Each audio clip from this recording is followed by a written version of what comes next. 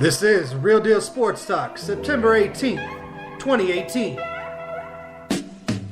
Yo, Denver City life living every night getting it. All I see is green like it's night vision. My sight's different. My type driven. These niggas risking a life sittings over white flipping, but I ain't with it. I'm light skinned. My mind gifted, intelligence in my disposition, aristocratic image, and not to mention I'm nice with it. The ice drip over cardigan sweaters, tight fitting, white linen. This is the type of shit that entice women.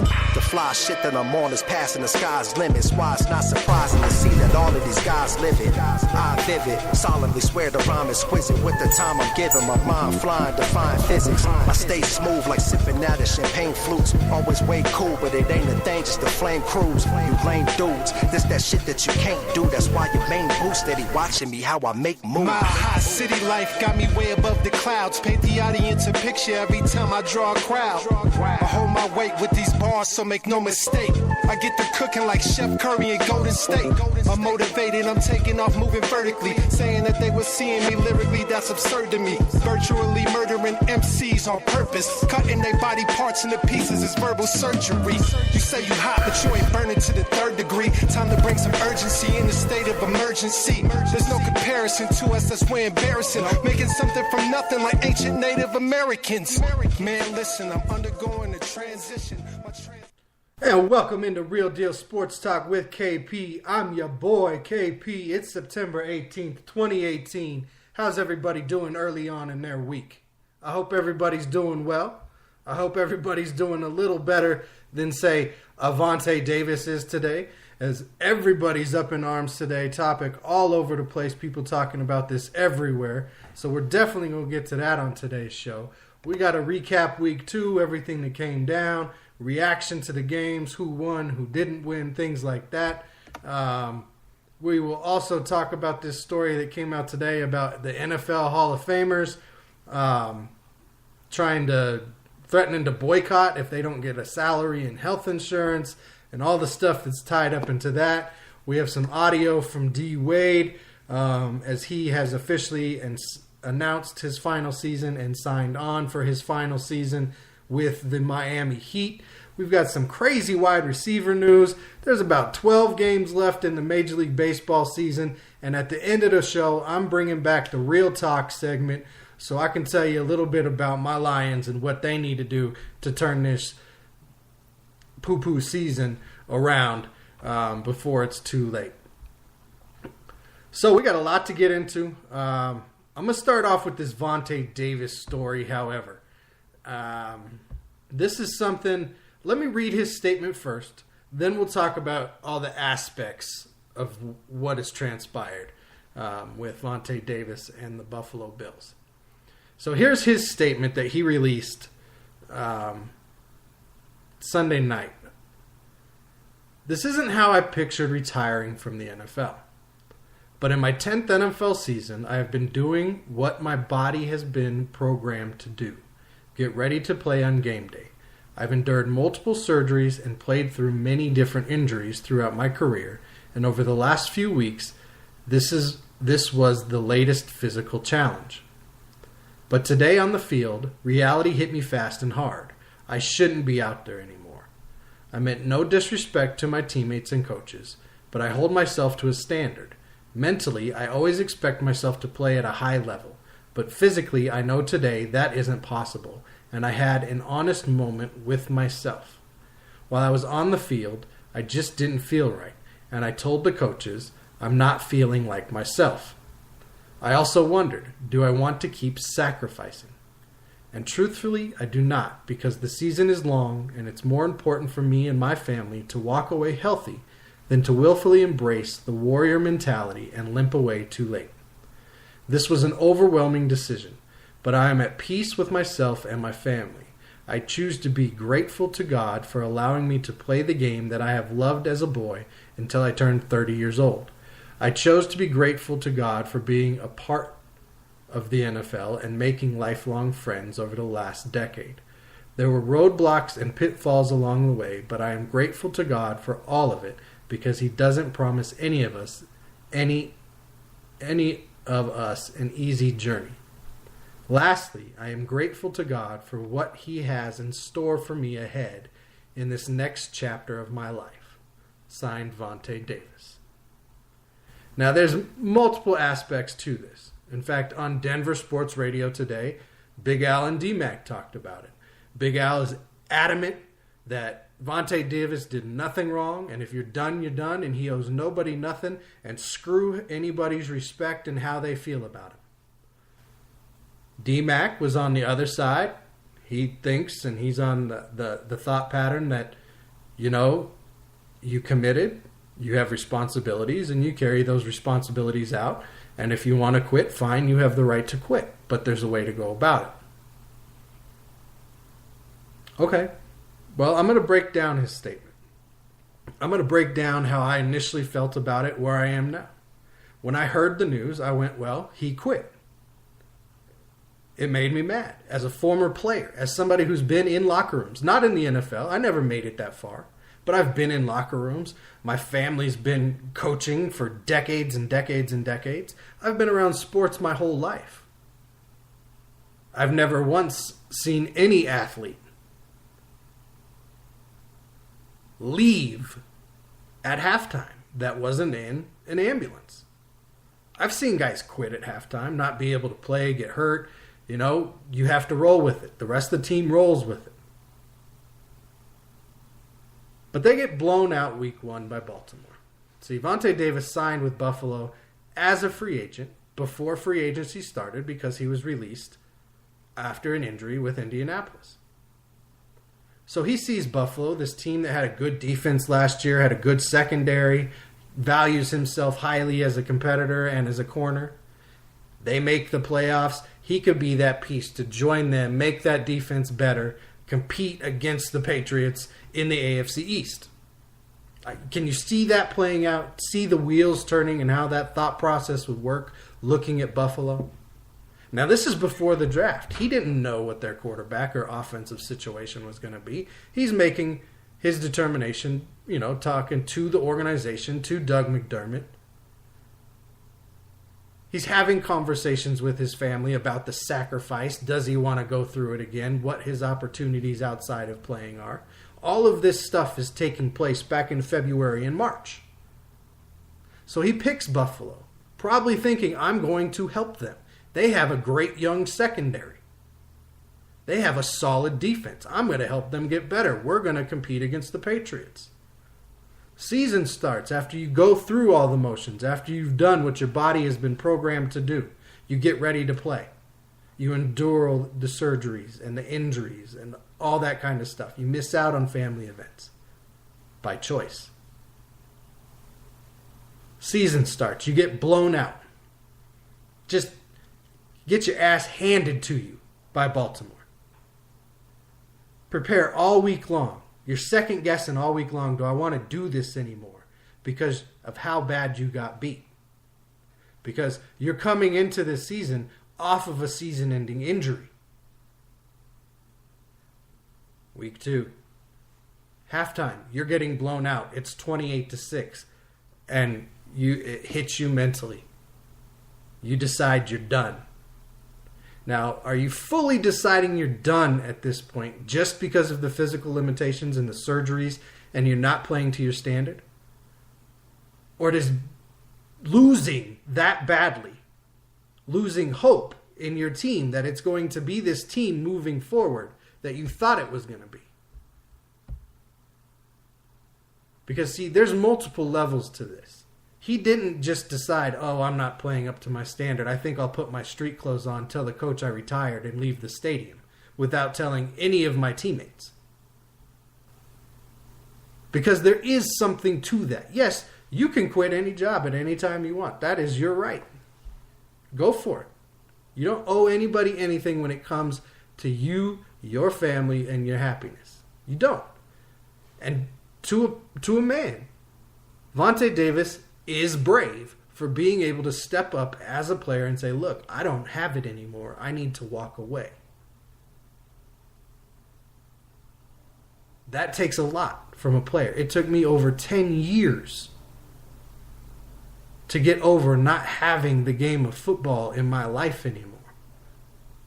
So I know how hard of a decision it is to say, hey, I need to walk away.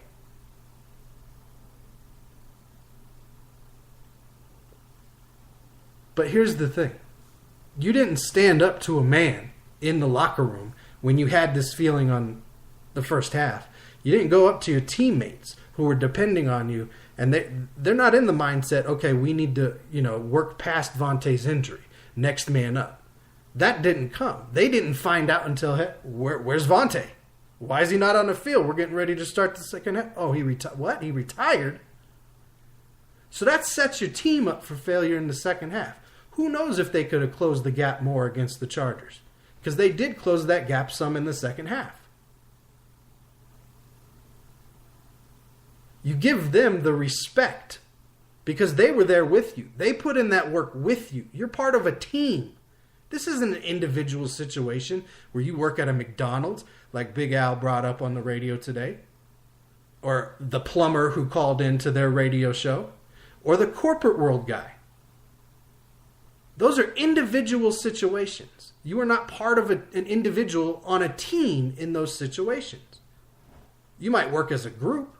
They might use the rhetoric and the verbiage that, hey, we're a team, but it is not the same as going through the thick of it with your brothers, through two-a-days, through the practices, through training camp, OTAs, what have you, whatever level you're on. When you're part of a team, to a man, if you feel this way, that physically you can't do it anymore, mentally you feel like, you know what, I shouldn't be out there, then great.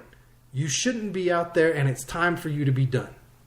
But you say, Coach, let me talk to you, pull you off to the side, I need to tell you something. You let them know. You break it to the guys before they go back out on the field. Guys, I can't do it anymore. I don't have anything left. I'm going to stay. I'm going to support you through the game. But I wanted to let everybody know I'm retiring. I need to step away from the game. I can't do it anymore. Are they going to try and talk you into it? Sure. But if that's your conviction and you've decided to do that, it doesn't matter if they try and talk you into it. And if you choose to then go ahead and move forward and get talked into it and go, okay, I'll give it a few more weeks. That's on you. That's you deciding, you know what? I'm loyal to the cause. I will give it a little bit longer for you guys. I get that too because I'm super loyal. I've had many opportunities in my life to better my situation, but because of my loyalty to the previous situation or teammates in the previous situation, I chose not to do that. I've always wondered what it would have been like.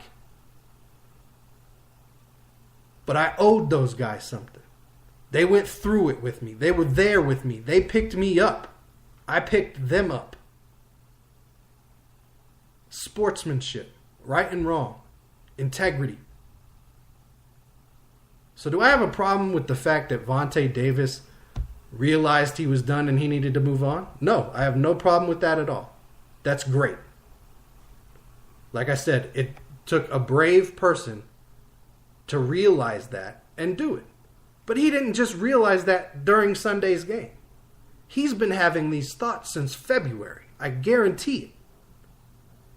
Because before you signed with another team, you can tell by the way his statement's written that he's had these thoughts already. That he's been speaking with his family. That he's got ideas of what he wants to do after this.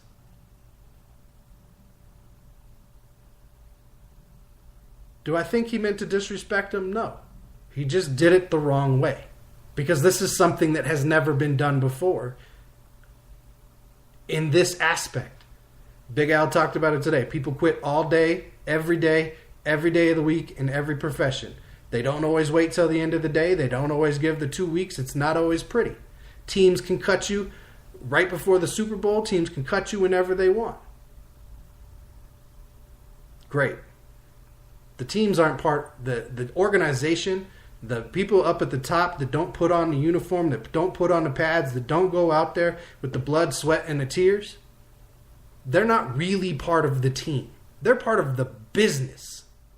The team is the guys who put on the pads, who are there at practice, who are the coaches, the trainers.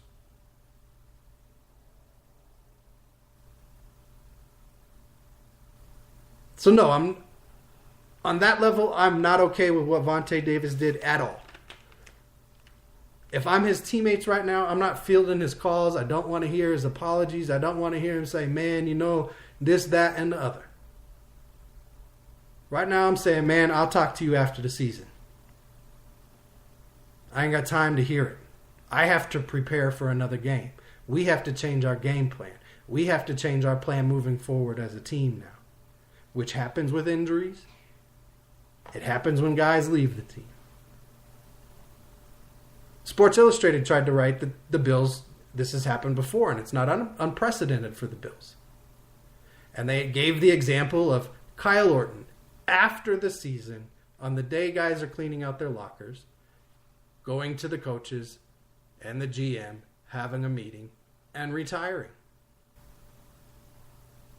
That is not the same thing as in the middle of a game, you get up and leave. What would be similar to what Vonte Davis did is you're at your wedding day, and in the middle of the vows, the bride or the groom decides to leave. That's the feeling his teammates would have had. Abandonment, embarrassment, shock. But he's good. He's got his street clothes on and he walked away and he's at peace with himself and his family, which is great. You need to have that in life. But you disrespected everybody else by not being a man. I mean, again, if he worked in any other part of the organization, you quit your job. You don't owe them anything.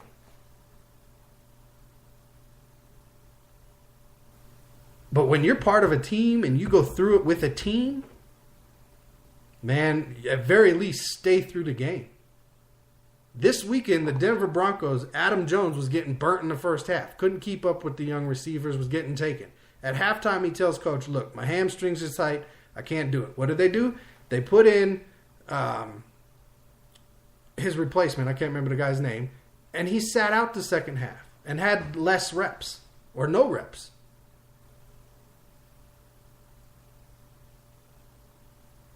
There was a better way for this to all take place to where Vonte Davis could have looked better in this situation. To where his bravery, because he was brave, it took balls to do what he's doing. To admit that not only to himself, but then to go, look, I can't do it. Because he knows what the repercussions are going to be. He knows everybody's going to be talking about it. And in our polarized society, he knows very well there's going to be people who defend him no matter what, and people who are going to go after him no matter what. But it was not a good look. I didn't like it. I don't like it for his teammates, and I wish he would have handled it differently. That's real talk. All right, week 2. Man, is it just me, or is it extremely hard right now to pick these games? If you were in a pick'em league, or you got a pick'em challenge going on, these games are becoming extremely tough to pick. Starting with the Ravens-Bengals game. I told you guys, I picked the Ravens. I thought their defense was going to be enough against the Cincinnati offense, and Cincinnati's defense might not have enough. Psh, got that one wrong. Cincinnati came out and put it on them. Joe Mixon might be gone for 3-4 weeks, getting a knee surgery. But Cincinnati, they're up 2-0 now. Top team in the division. Did not see that coming. And I don't value Baltimore as a great team, but I did not see them and that defense losing to Cincinnati this week. Carolina and Atlanta, that's about what I thought. Both of these teams right now, they have promise this year, especially in that division. Atlanta comes out, plays, better, even though they didn't have all of their weapons available. There was the cheap shot on Cam, and trust me, that was a very cheap shot. You see a quarterback going to the ground, you don't need to dive at him ever. Hit him in the head, knock him out of the game, all that nonsense. Come on, man. He may not be on your team, but that's a fraternity of brothers. You don't do that. I'm not seeing enough out of Christian McCaffrey. I thought he'd be a LaDainian Tomlinson type guy with Norv Turner. I thought there'd be more. Had 100 yards receiving this week. So I'm still expecting more out of this Carolina offense. I'm still expecting Cam Newton to be able to throw these intermediate and short routes a little better. I'm expecting more out of their running game. C.J. Anderson was brought over. Christian McCaffrey. I'm expecting more there. Their defense is solid, but it's not going to be a top defense again this year. It's going to be good. That's what they got. Falcons, you can see they have room for improvement to hit their stride on both sides of the ball still. Washington, did not see them losing to Indianapolis this week as the Colts go 21-9 over Washington. Washington, I'm putting this on coaching because they're at least an equally talented team to Indianapolis, if not more. That offense is not getting going. I know they've had running back issues and injuries there, but you brought over Alex Smith. You have Gruden as the coach and the play caller. Figure it out. They were highly touted coming into the season, and they're not performing right now. The Texans, Deshaun Watson, I expected him to be bounced right back from injury.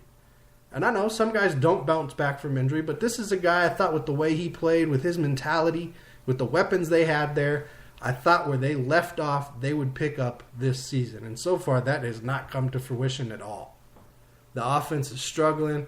Deshaun Watson has not found that same magic. The defense is not dominant right now. And the Titans were able to put up 20 points on them. And we all know the Titans' offense has been pathetic at best. They didn't know coming into this week if they were going to use two quarterbacks or not. And they put up 20 points on the Texans. That was another game. I definitely took the Texans in that one. So 3 out of the first 4 games, I totally got wrong. Tampa Bay, who saw that coming? Fitzpatrick. You can't call him Fitzmagic because Minka Fitzpatrick has already got that. But Jameis Winston, I'm sorry, bud, you're going to be riding the bench. You can't come back from suspension and have the team switch this up. This is magic right now. Deshaun Jackson is back part of the offense when he was not part of the offense with Jameis Winston, really.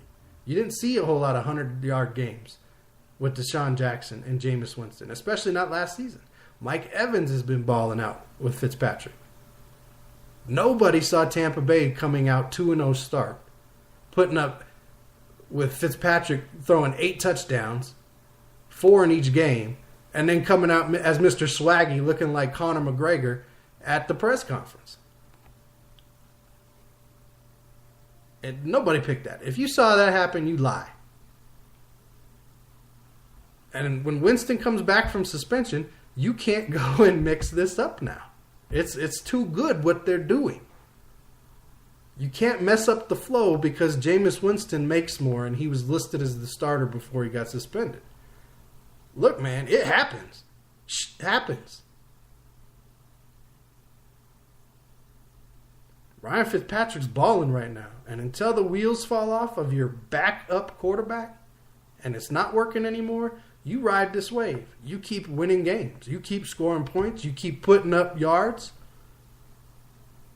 You don't let a guy coming back from suspension who has not had this kind of production derail that, especially when you went out and you put up those points and you put up those yards this week on quite possibly one of the best defenses in the league, at least one of the best defensive lines in the league in Philadelphia, the defending Super Bowl champions, who, in my opinion, are showing their true colors this year.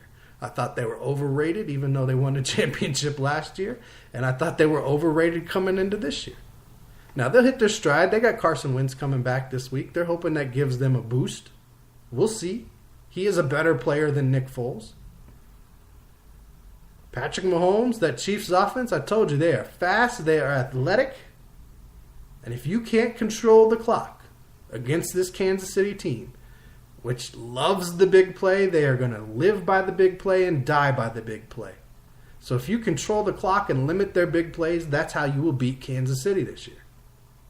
Otherwise, their speed, their youth, their athleticism, bravado, lack of fear, man, they're going to bring it to you. And Sammy Watkins coming out of Clemson, we all expected him to be an all-pro.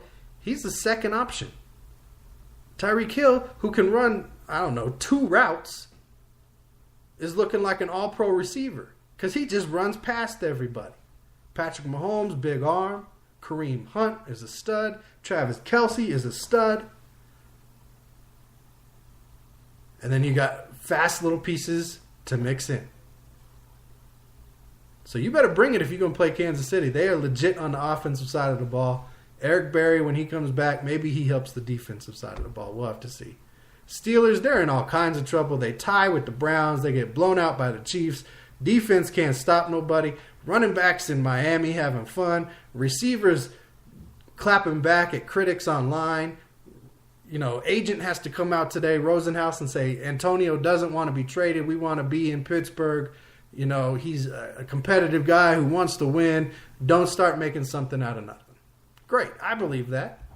I don't think Antonio is looking there going, okay, let's get traded. But the fact of the matter is that's a bad look for the team. That's a bad look for the organization. That's a bad look for Mike Tomlin as a leader. Especially when your running back's out and you can't get him in the door. And now your best or second best or tied best player, he's all frustrated on the sideline because you guys aren't getting it done. Offense looks stagnant. James Conner has been good, but you're not putting up points. You're not stopping people from putting up points. Your kicker's missing field goals. There's issues there in Pittsburgh. They're going to have to get it turned around. They're either going to have to, I'm Pittsburgh, I'm trading Bell. The guys aren't going to want to block for him. They don't want him to come back in week 8 to 10 or 6. They want him there now. So the fact of the matter is, if you're Pittsburgh, you're running out of options. You got to start deciding, are we waiting? Are we being held hostage by this situation? Or are we as a team going to move forward and do what's best for us? We're going to do whatever we can for this player to move him on to the next situation. Because that locker room needs to get tightened up. That's why Pittsburgh tied last week, or the first week, and that's why they gave up 6 touchdowns to Patrick Mahomes in the second week. That locker room is not together right now. It is very much divided. It is very much in chaos. Tomlin has not brought them back together. And now I'm starting to see why James Harrison in the offseason talked about how Belichick was a better coach than Tomlin. And how Belichick was running a tighter ship and expecting more of the guys. And in Pittsburgh, it was kind of, different rules for different guys. And I thought it was harsh at the time, but now I'm starting to see it. I'm starting to see examples of what he's saying. And it's making sense. Dolphins go out and put it on the Jets, who put it on the Lions in week 1. Sure, Darnold put up some yards, but they were down the whole time, so he had to pass the ball a lot more than needed. He still hasn't played a top defense, so can we please stop anointing this guy like he's the next coming of anything and blaming the Giants and saying they drafted the wrong guy? He hasn't played anybody yet. He played a pathetic Lions team at best in week 1, and he played an average to below average Dolphins team in week 2 and lost. Chargers go out 31-20 on the Bills. We talked about that a little bit. The Chargers, 1-1 now on the season. It's a big win for them. It helps them start a little better than they have in years past. Vikings-Packers game. Let's get into this real quick because this game, great game. Loved watching this game. And it was ruined by the NFL. It was ruined by the officials. In fact, the Vikings kicker, Carlson, would not be unemployed today. Dan Bailey would not be the kicker of the Vikings today if the refs don't screw up this game, if the NFL doesn't screw up their rules. Because that hit Clay Matthew had on Cousins, when Cousins throws his second straight interception on consecutive drives, was a picture-perfect tackle. He did not pick him up and drive him into the ground. He did not spear him. He did not use his helmet. He used his shoulder. His head was to the side. He wrapped up and he followed through. And the NFL says, no, that was a good call. We're going to use this as a training video. Are you kidding me? Is this now powder puff football in the NFL? Don't touch the quarterback because we pay him too much damn money? Does he put on pads? Does he wear a helmet? Does he go out on the field like kickers, punters, linemen, linebackers, running backs, receivers, defensive backs do? Then guess what? He's called a football player. He has to learn how to play the game in his position and defend himself.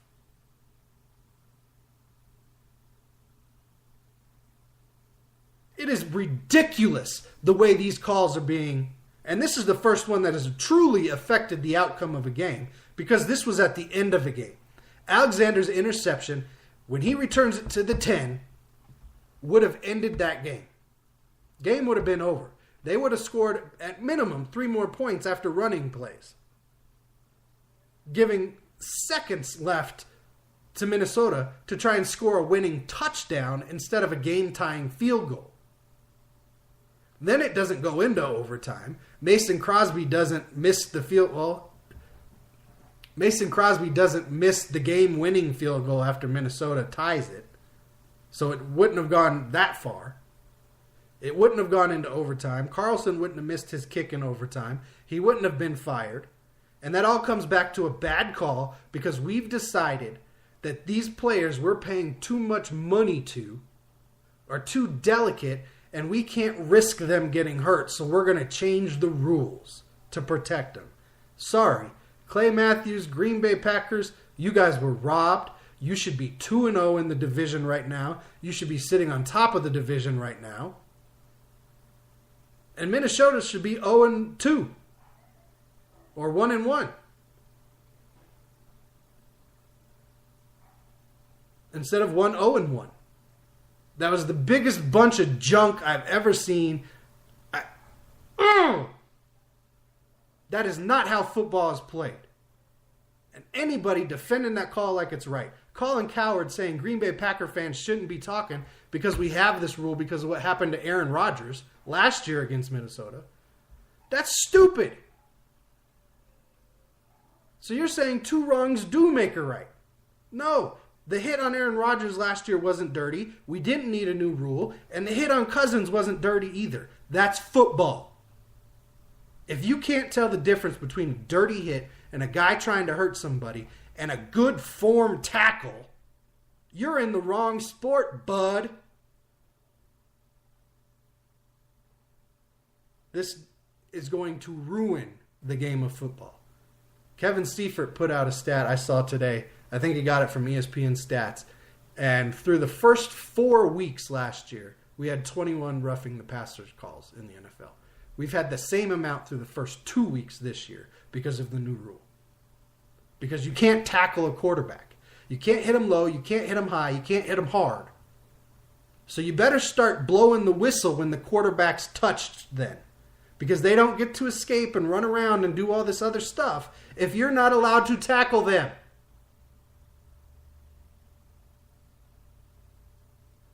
Please, fix this. We now know what we're getting into. If you weren't smart enough before, that football is a physical game and you can have long-term effects. Okay? That curtain has been pulled back. These people are now making a choice to be there. You don't have to make extra rules to screw up the game to protect them. They know what they're getting into. Better yet, just guarantee their money. Then there's even less of a problem because guys aren't worried about it. They know they're going to get paid. They know they're going to be okay. Moving on. The Browns, if they had a field goal kicker, they'd be 2-0 right now. They would have beat Pittsburgh last week, and they would have beat the Saints this weekend. Turns out their field goal kicker, who has a groin injury, he's now gone. Saints go on to win 21-18. The Browns are legit. Like I said last week, they're going to make you beat them. 49ers beat the Lions 30-27. Game of 2 teams that aren't going to do anything this year. Cardinals, they don't get past the 50-yard line until the second to last play of the game as the Rams just completely dominate them. The Rams are legit right now. They took it easy, I think, on the Cardinals in that game. I told you the Jaguars-Patriots was a key game for the Jags because they want to be thought of as a big dog. Well, you just put it on the big dog Patriots and you beat them 31-20. Patriots, they pick up Josh Gordon. That's going to be very interesting to see how that situation plays out. Most gifted athlete Tom Brady has had to throw the ball to since Randy Moss, Josh Gordon being traded to the Patriots. If he's not there for 10 games, they get a pick back from the Browns. So that's a security blanket. Yeah, we gave up a fifth, but we're going to get this player. If he works out, that's great for us. If he doesn't, we get a little something back on the side. So it's going to be very interesting to see if Josh Gordon can fit into the Patriots' way and play with Tom Brady, with Julian Edelman coming back and Gronkowski and the way they use their running backs. That could be awesome. Broncos come back after a poor performance in the first half and beat the Raiders 20-19 on a game-winning field goal. Raiders fall apart again on themselves. The Cowboys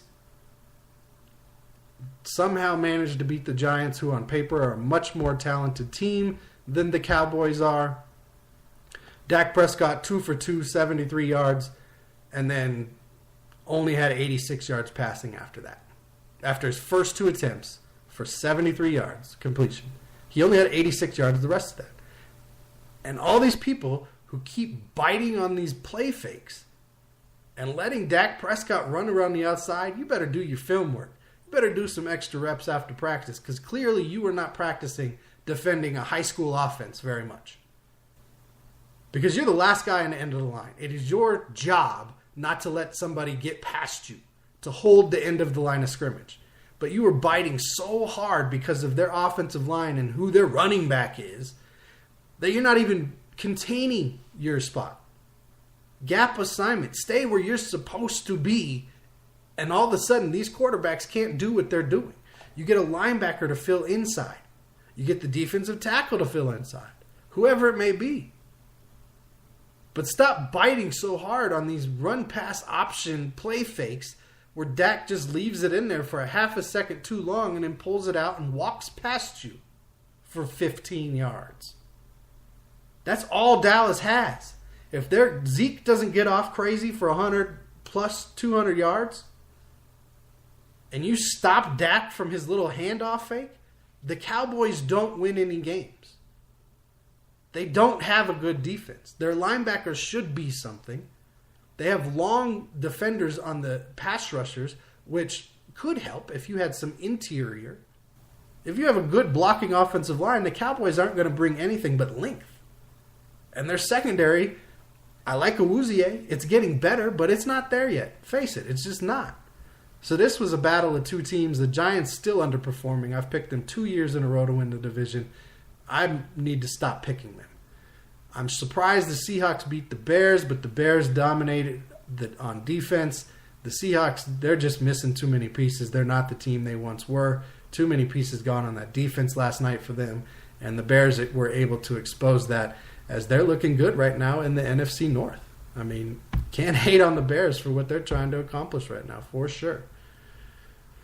Kurt Warner, his statement on the Minnesota-Green Bay ending. I love the NFL, but it's crazy that the refs being put up, or the numbers being put up by the quarterbacks and wide receivers due to the fact the D can't hit them anymore and I can't lay hands on them downfield.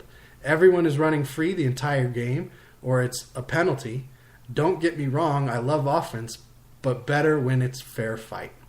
Couldn't say it any better. Well said. No anger or, curse words or anything in there from Kurt Warner on that one.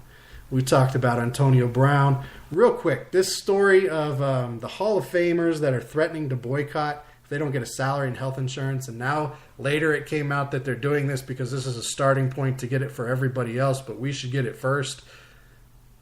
You sound so petty. To my knowledge, Hall of Famers aren't required to do a whole lot. They don't have a whole lot of appearances they have to be at. So suck it up. Get over it. Move on. This just makes you look bad. And nobody wants to see it. What we do want to see is one more season out of Dwade Wade. And we're going to get that. His 16th season. He's in Miami. And this is what he had to say. I feel it's right to you guys to join me for one last dance, for one last season. This is it. I've given this game everything that I have, and I'm happy about that. And I'm going to give it for one last season, everything else I have left. And when I walk away, I'm still going to love it. I'm still going to want to play it. I'm still going to miss the playoff moments. I'm still going to miss the crowd cheering my name. I'm still going to miss 20,000 booing for me. I say it booing for me because that's what they're doing. But I ask y'all, let's enjoy it. Let's have some joy through this last season. Let's push this young team over the hump. And let's write our own story to the end of this career. Together. Together. Great way to go out. You know, I'm not real big on the farewell tours. This isn't really a farewell tour. He's not saying he wants to hit one more city. He just wants one more year on his career. Is it going to be a farewell tour? Of course. He announced it ahead of time. He didn't announce it after the season. But Dwade Wade, one of my favorite players. I've loved watching him the last 16 years. Fall 7 times, get up 8. He was the embodiment of what an athlete should be. Season starts for the NBA October 16th. On a side note, NHL starts October 3rd, so we got both of those looking forward to. We're going to skip the Major League Baseball standings right now with 12 games left. We'll get to those on Thursday. Real talk. Here we are. It's time for that part of the show. Real talk. The Detroit Lions. Y'all know I'm a Detroit Lions fan going on almost 30 years. What we have seen from the first 2 weeks of the Patriot Way in Detroit from Matt Patricia and Bob Quinn's new team is pathetic. It's not acceptable. Your players are not playing with toughness. They're not playing with heart. They're not playing as a unit. Now, we did a little bit better on Sunday against the 49ers team that was injured, didn't have pieces, and really wasn't expected to do a whole lot this year. We made Jimmy Garoppolo look like what he is, just another quarterback. But here's the thing, Lions fans. We don't have time as Lions fans or as an organization to sit back and wait for this thing to develop. We've been waiting for it to develop for almost 30 years. Let's go back to 1957 when the last time we won a freaking championship was. We've been waiting for it since then. We've been waiting for it to develop for far too long. It is time we start demanding results. It's not okay that we're used to losing and that we expect something to go wrong each week. It's not okay we don't have hope with our team anymore. You can't go out and lose on both sides of the line of scrimmage. Your quarterback's taking a 3-step drop and your center and guard are sitting right in his lap before his 3rd foot hits the ground. So guess what? If the coaches aren't going to put you in the right position, it's time as a man to step up, have some heart, be tough, and go out there and do what you can. Because you're getting pushed around right now. You're getting made fun of right now. You're being embarrassed right now.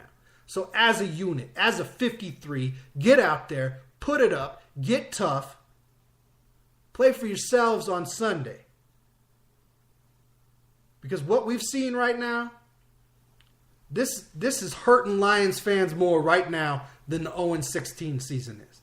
So Patricia, you got your boys coming into your home this week. Your home. Tom Brady, Belichick, your boys are coming into your home to beat you up, to take your dinner. Are you going to let them do that? Or are you going to have some heart this week, some toughness? Are you going to rally the guys this week and figure out how to be a head coach? Because that's what we need. That's what we deserve. That's real talk. Let's see it on Sunday. One pride. Go Lions. Let's get it fixed. Until next time, you know how we do. Be real.